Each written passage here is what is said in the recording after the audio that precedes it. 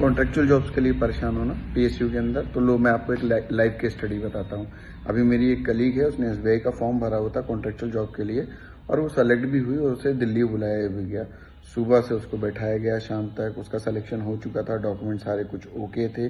But at the time of salary negotiation, जिस grade के लिए उसने अप्लाई किया था, वो 20 लाख रुपए तक का चीज़ें थी।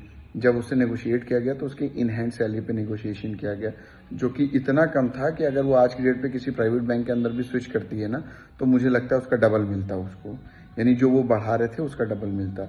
दूसरी चीज़ें, कंडीशंस ऐसी ऐसी रखी गई हैं कि आप 2 साल तक जॉब नहीं चेंज कर सकते, प्लस पीएसयू बैंक के पास ऑप्शन होगा कि वो आपको कभी भी परफॉर्मेंस बेसिस पे निकाल सकता है।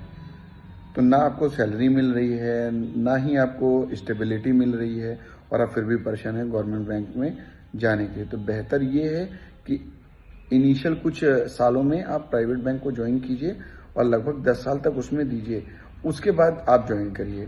दूसरी चीज़ ये है कि जो ऑलरेडी वर्किंग प्रोफेशनल्स हैं, जिन्होंने 10 साल, 5 साल, 7 साल के एक्सपीरियंस ले करके बैंक को ज्वाइन किया है, फॉर्म भरा है और वो कुछ सेलेक्ट भी हो गए, और जो लोग नहीं सेलेक्ट हुए उनके लिए मैं बताऊं, जो मैंने खुद भी भरा हुआ था, जैसे वेल्थ मैनेजर की पोस्ट आ रही है, तो हर आदमी मत भरे। जो वेल्थ से रिलेटेड है, जिसने पहले इस पे सर्व कर रखा है कस्टमर्स को, वो लोग भरें।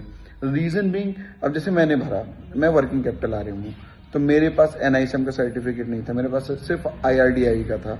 तो जब आप फॉर्म भरते हो ना, तो वहां पे भी सर्टिफिकेशन के लिए मांगा जाता है, मेरे पास नहीं था, मैं स्ट्रेट अवे जो है शॉर्टलिस्ट नहीं हुआ, मैं मतलब बाहर रहा, मेरे को कोई भी ना ही रिजेक्शन का, सिलेक्शन का कुछ भी डॉक्यूमेंट नहीं आया, ना मुझे किसी तरीके से पता चला।